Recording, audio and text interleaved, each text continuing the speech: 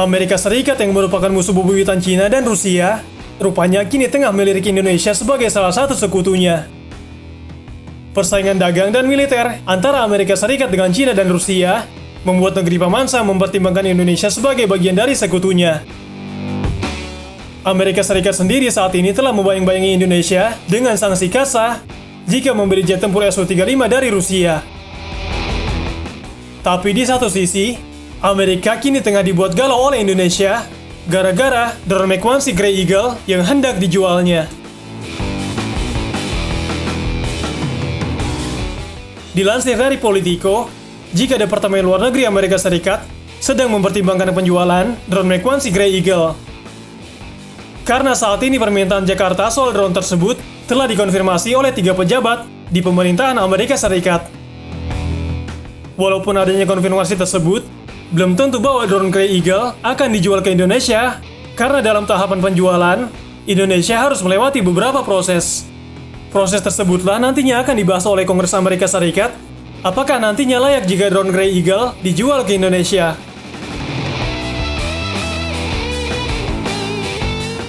Pemerintahan Biden bergulat dengan penjualan drone bersenjata ke Indonesia. Tudingan adanya pelanggaran hak asasi manusia di Indonesia dan pembelian peralatan Rusia di masa lalu, termasuk di antara kekhawatiran di Washington. Pemerintahan Biden tengah berdebat mengenai ekspor drone bersenjata dan negara mana antara Qatar dan Indonesia yang harus dapat memperoleh kemampuan itu dengan bantuan Amerika Serikat. Baik Indonesia dan Qatar dituding memiliki sejarah pelanggaran hak asasi manusia, dan beberapa diplomat Amerika Serikat ragu-ragu untuk mentransfer persenjataan yang dapat diarahkan pada warga sipil. Pertanyaan tentang penjualan drone Grey Eagle ke Indonesia telah merebak sejak tahun terakhir pemerintahan Trump.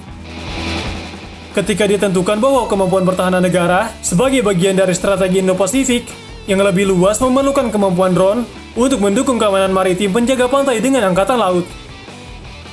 Kebutuhan itu sebagian dipenuhi oleh sumbangan Amerika berupa solusi drone Scan Eagle untuk pengawasan maritim pada tahun 2020 setelah serangan berulang-ulang Cina dan penangkapan ikan ilegal di sekitar Kepulauan Natuna yang berada di dalam zona ekonomi eksklusif Indonesia, tetapi juga termasuk dalam klaim yang disengketakan Cina dan membuat Jakarta frustasi dan mengancam akan memicu konflik yang lebih luas.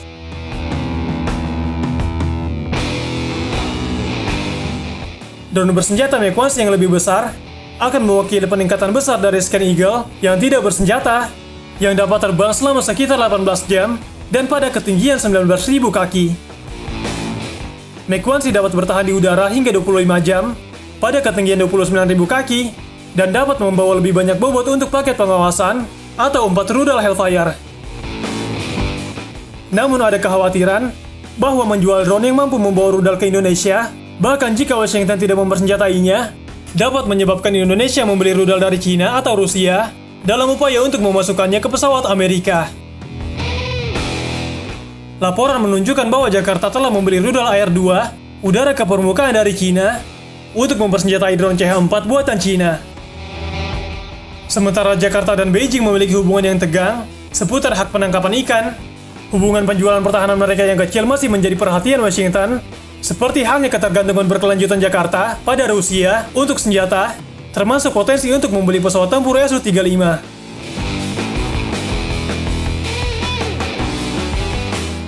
Terlepas dari resikonya, penjualan drone akan memiliki keuntungan geostrategis bagi Amerika Serikat.